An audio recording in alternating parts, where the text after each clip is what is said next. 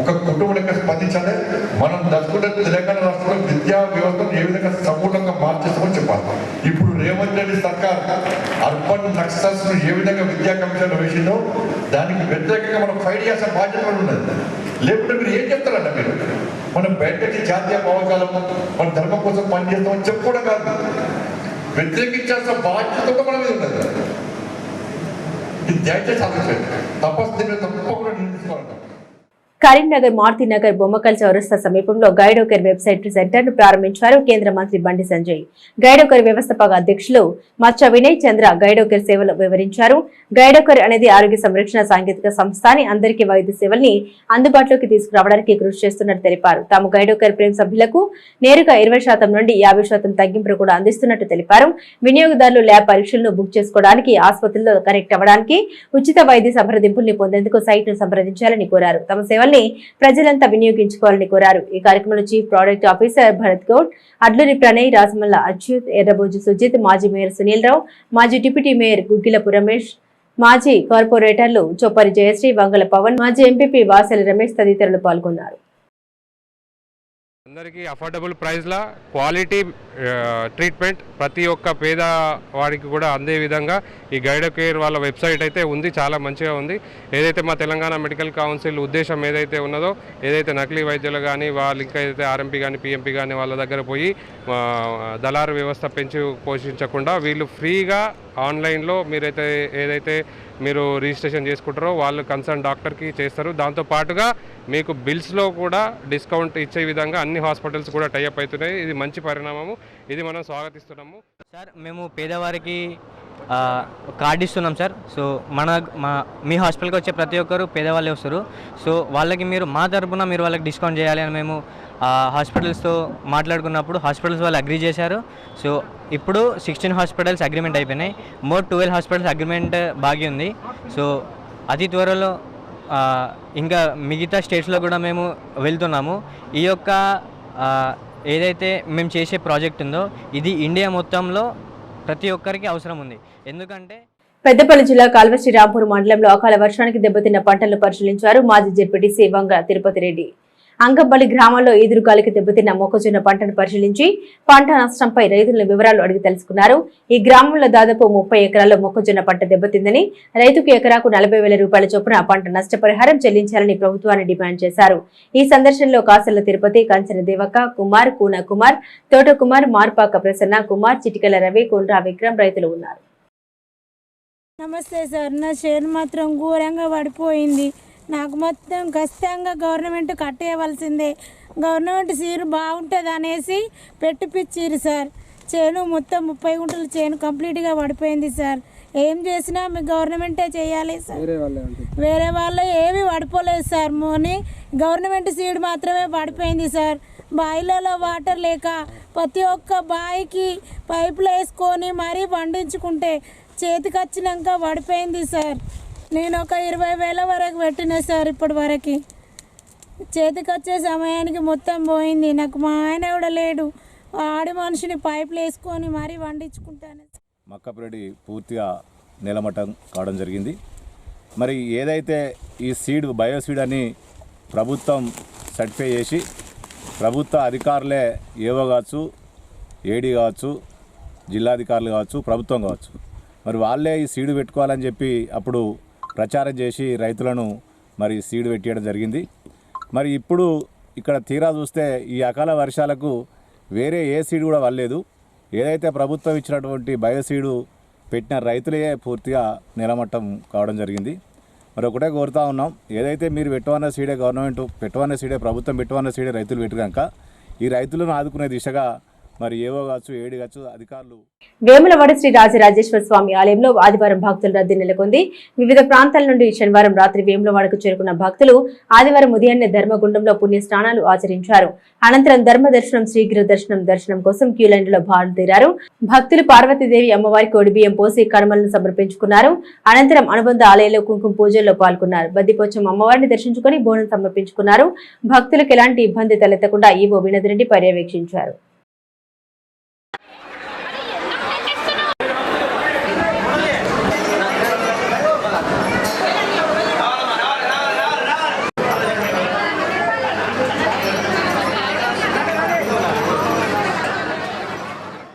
Karimnagar rural మండలం చామడపల్లిలో పోచమ్మ బోనాలు కన్నుల పండుగగా జరిగాయి. పద్మశాలి సంఘం ఆధ్వర్యంలో జరిగిన ఈ ఉత్సవానికి కాంగ్రెస్ నియోజకవర్గ ఇన్ఛార్జ్ పురమల్ల శ్రీనివాస్ తో కలిసి పాల్గొన్నారు.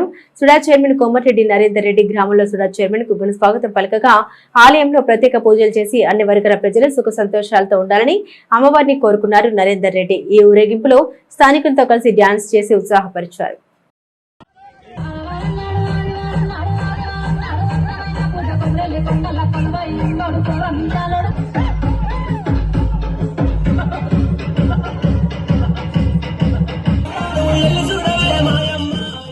కరీంనగర్ జిల్లా తిమ్మాపూర్ మండలం మాక్తపల్లి గ్రామంలో పోచమ్మ బోనాలు ఘనంగా జరిగాయి.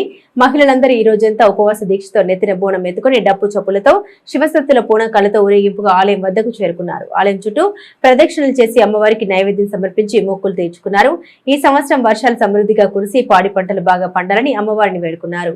ఈ కార్యక్రమంలో మాజీ సర్పంచ్ గండ్ల భాగ్యలక్ష్మి, మాజీ ఉప సర్పంచ్ పారిపల్లి రాజిరెడ్డి, హనుమాన్ ఆలయ కమిటీ చైర్మన్ ఉట్కూరు జనార్దన్ రెడ్డి, కందుకూరు లక్ష్మీరాజం, చింతం చంద్రయ్య, చింతం లక్ష్మణ్, గండ్ల రాము, శ్రీనివాస్, చింతం రఘు, దోనపాటి తిరుపతి రెడ్డి, పెనుగొండ శంకరయ్య తదితరులు ఉన్నారు. నగరంలోని భగత్ నగర్ శాంతినగర్ లో పోచమ్మ బోనాల వేడుక ఘనంగా జరిగింది.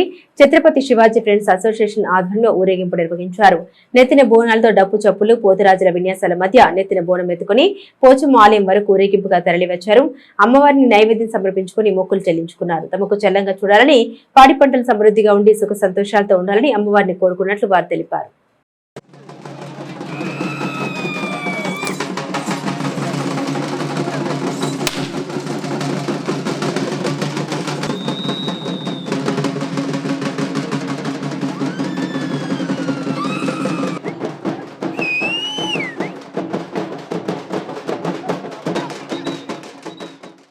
దాతృత్వాన్ని చాటారు మైత్రి గ్రూప్ చైర్మన్ కొత్త జైపాల్ రెడ్డి. కరీంనగర్ జిల్లా గంగాధర మండలం మంగపేటలో రంజాన్ మాసాన్ని పురస్కరించుకుని ముస్లిం సోదరులకు మైక్ ను స్పాన్సర్ చేశారు. మైక్ సెట్ ను మిత్ర మండలి సభ్యులు గుర్రం రాజిరెడ్డి అందించారు. ఈ సందర్భంగా వారు మాట్లాడుతూ రంజాన్ మాసంలో తాము ప్రార్థన చేసుకునేందుకు ఉపయోగపడే మైక్ ను అందజేయడం పట్ల సంతోషం వ్యక్తం చేశారు.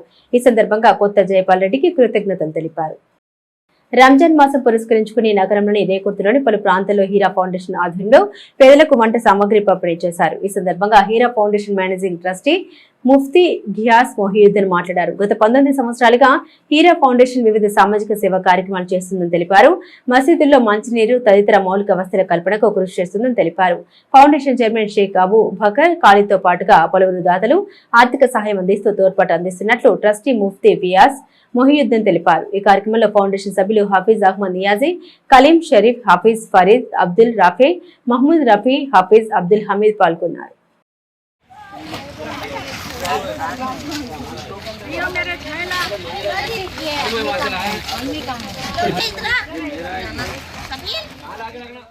రేపు ఎల్లుండి బ్యాంకులు యథావిధిగా కొనసాగనున్నాయి. బ్యాంకు ఉద్యోగులు సమ్మె వాయిదా వేస్తున్నట్లు 2 రోజుల క్రితం యూబీయూ ప్రతినిధులు ప్రకటించిన నేపథ్యంలో ఖాతాదారులు ఊపిరి పీల్చుకున్నారు. వారంలో 5 రోజులు పని దినాలు కుదించాలని కాంట్రాక్ట్ వర్కర్స్ రెగ్యులర్తో పాటుగా ప్రైవేట్ వ్యక్తులకు పనులు అప్పగించడాన్ని తీవ్రంగా వ్యతిరేకిస్తూ కొద్ది రోజులుగా యునైటెడ్ బ్యాంకర్స్ యూనియన్ నిరసన చేసిన విషయం తెలిసిందే.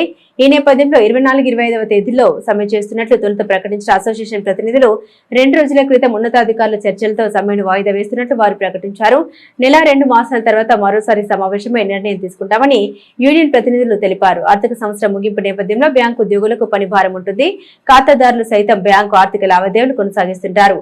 ఈ నేపథ్యంలో బ్యాంకు ఉద్యోగ సంఘాల ప్రతినిధులు తమ సమ్మెను వాయిదా వేసుకున్నట్టు తెలుస్తుంది. బీజేపీ ఆధ్వర్యంలో షాహిద్ దివాస్ కార్యక్రమం నిర్వహించారు కార్యకర్తలు. నగరంలోని భగత్ సింగ్ విగ్రహానికి ఎమ్మెల్సీలు అంజిరెడ్డి, మల్క కొమరయ్య, ఇతర నేతలు పూలమాల వేసి నివాళులర్పించారు. స్వాతంత్ర్యం కోసం ప్రాణాలు త్యాగం చేసిన భగత్ సింగ్, సుఖ్దేవ్, రాజ్గురులను గుర్తు చేశారు. ఈ కార్యక్రమంలో బీజేపీ జిల్లా అధ్యక్షుడు గంగాడి కృష్ణారెడ్డి, తాజా మాజీ మేయర్ సునీల్ రావు, నాయకులు నాంపల్లి శ్రీనివాస్, మాడ వెంకటరెడ్డి, బల్బీర్ సింగ్, బండ రమణారెడ్డి, చొప్పర్ జయశ్రీ, బండారు గాయత్రి, వరాల జ్యోతి, నరేందర్, పొన్నం ముండయ్య తనకు పాల్గొన్నారు. మానేరు విద్యా సంస్థల 39వ వార్షికోత్సవ వేడుకలు ఘనంగా జరిగాయి. ఈ కార్యక్రమానికి హాజరైన శాతవాహన వీసీ ప్రొఫెసర్ ఉమేష్ కుమార్ విద్యార్థులు, తల్లిదండ్రులకు దిశానిర్దేశం చేశారు. విద్యార్థుల సాంస్కృతిక కార్యక్రమాలు ఆకట్టుకున్నాయి. ఈ సందర్భంగా మానేరు క్యాట్ పరీక్షలో టాప్లో నిలిచిన విద్యార్థులకు బహుమతులు అందించారు. నగరంలోని పద్మనగర్ మానేరు సిబిఎస్ఈ పాఠశాల ఆవరణంలో మానేరు విద్యా సంస్థల 39వ వార్షికోత్సవ వేడుకలు అట్టహాసంగా జరిగాయి. తేజస్ 2025 పేరిట నిర్వహించిన ఈ వేడుకలను Satavahana university vice chancellor professor Umesh Kumar ముఖ్య అతిథిగా హాజరై మాట్లాడారు. గత 39 సంవత్సరాలుగా మానేరు విద్యా సంస్థ దిగ్విజయంగా నడుస్తుండడం అభినందనీయమన్నారు.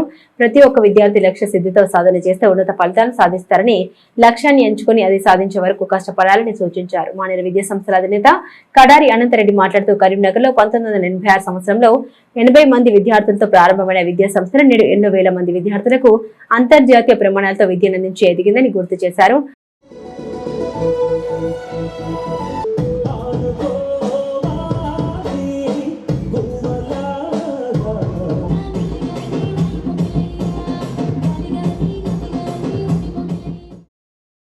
అనంతరం మానేరు క్యాట్ 2025 పరీక్షల్లో టాప్ 10 లో నిలిచిన విద్యార్థులు సుమారు ₹1,00,000 మేరకు నగదు పురస్కారాలను ప్రదానం చేశారు. ఈ వేడుకల్లో మానేరు విద్యా సంస్థల ఎండీ కృష్ణారెడ్డి, డైరెక్టర్ కడారి సునీతారెడ్డి, 20 మాజీ కార్పొరేటర్లు జయశ్రీ రమేష్ రెడ్డి, మాజీ సర్పంచ్ శ్రీరాములు, మాజీ ఎంపీటీసీ శివకుమార్, అనంత ఆచార్యతో పాటుగా ప్రిన్సిపల్, వైస్ ప్రిన్సిపల్, ఉపాధ్యాయులు, విద్యార్థులు, తల్లిదండ్రులు పాల్గొన్నారు.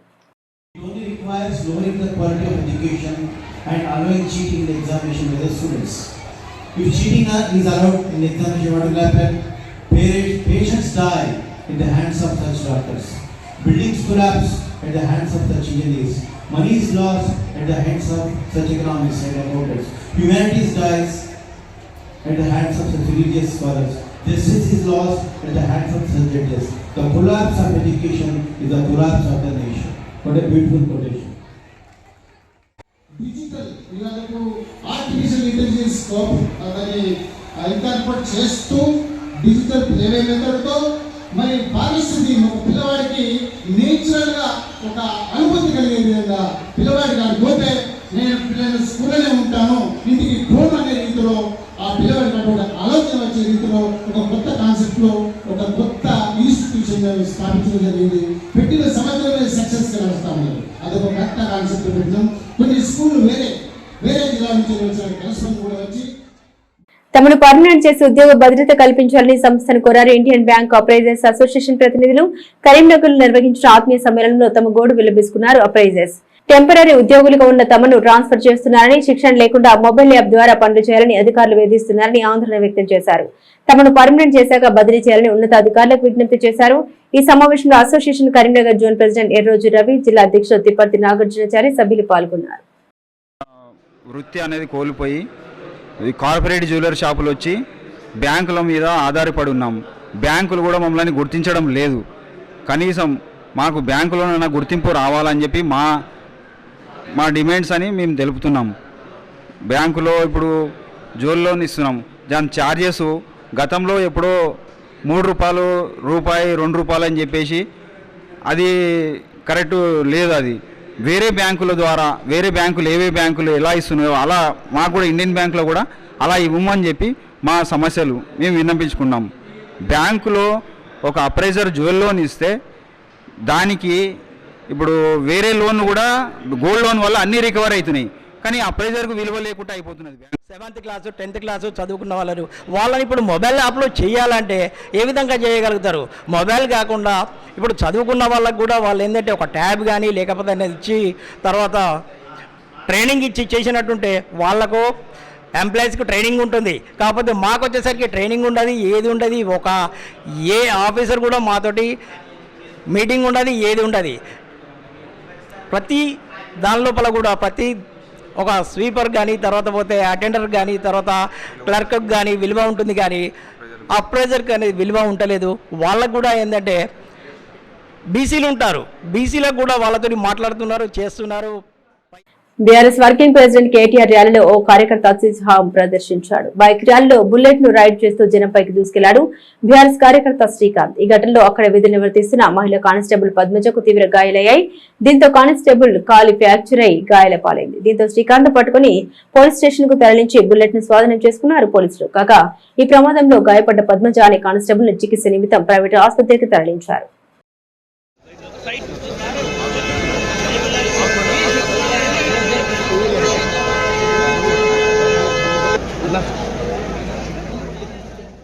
బులెటిన్ ముగించే ముందు హెడ్లైన్స్ మరోసారి. అధికారంలోకి వచ్చాక పోలీసుల సంగతి చూస్తాం. బీఆర్ఎస్ సమావేశంలో కేటీఆర్ తీవ్ర వ్యాఖ్యలు.